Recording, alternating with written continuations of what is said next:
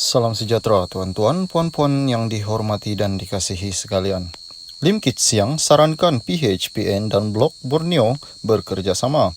Veteran DAP Lim Kit Siang hari ini mencadangkan Pakatan Harapan dan PN dan Parti di Sabah dan Sarawak membentuk kerajaan bersama di bawah kepimpinan Anwar Ibrahim sebagai Perdana Menteri.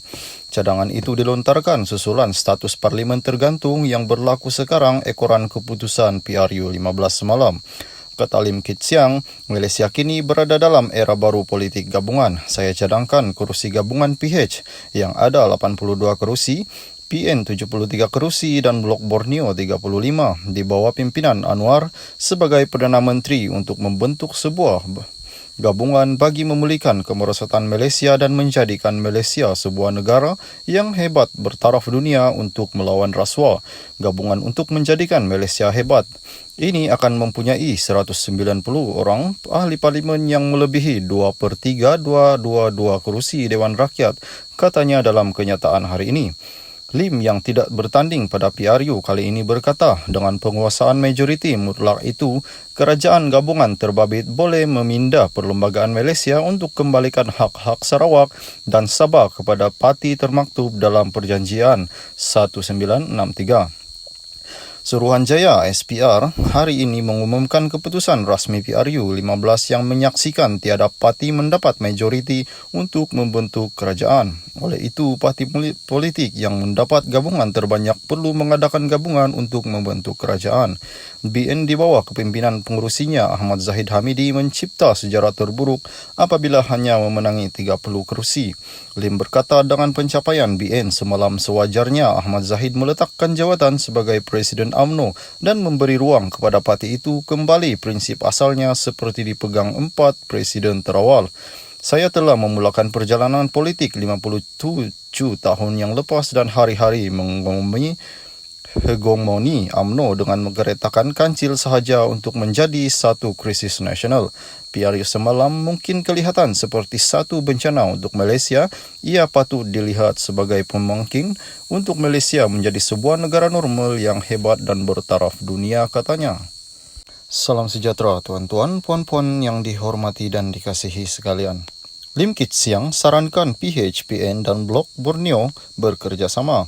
Veteran DAP Lim Kit Siang hari ini mencadangkan Pakatan Harapan dan PN dan Parti di Sabah dan Sarawak membentuk kerajaan bersama di bawah kepimpinan Anwar Ibrahim sebagai Perdana Menteri. Cadangan itu dilontarkan susulan status parlimen tergantung yang berlaku sekarang ekoran keputusan PRU 15 semalam. Kata Lim Kit Siang, Malaysia kini berada dalam era baru politik gabungan. Saya cadangkan kerusi gabungan PH yang ada 82 kerusi, PN 73 kerusi dan Blok Borneo 35 di bawah pimpinan Anwar sebagai Perdana Menteri untuk membentuk sebuah gabungan bagi memulihkan kemerosotan Malaysia dan menjadikan Malaysia sebuah negara yang hebat bertaraf dunia untuk melawan rasuah. Gabungan untuk menjadikan Malaysia hebat. Ini akan mempunyai 190 orang ahli parlimen yang melebihi 2/3 222 kerusi Dewan Rakyat, katanya dalam kenyataan hari ini. Lim yang tidak bertanding pada PRU kali ini berkata, dengan penguasaan majoriti mutlak itu, kerajaan gabungan terbabit boleh memindah Perlembagaan Malaysia untuk kembalikan hak-hak Sarawak dan Sabah kepada parti termaktub dalam Perjanjian 1963.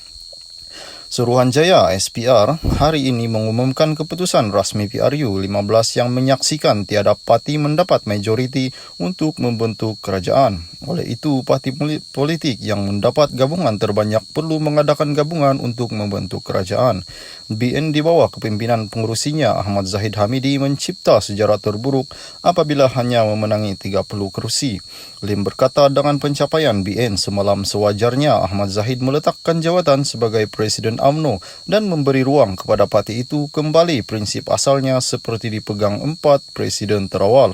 Saya telah memulakan perjalanan politik 57 tahun yang lepas dan hari-hari mengomongkan hegemoni UMNO dengan menggeretakan kancil sahaja untuk menjadi satu krisis nasional. PRU semalam mungkin kelihatan seperti satu bencana untuk Malaysia. Ia patut dilihat sebagai pemangking untuk Malaysia menjadi sebuah negara normal yang hebat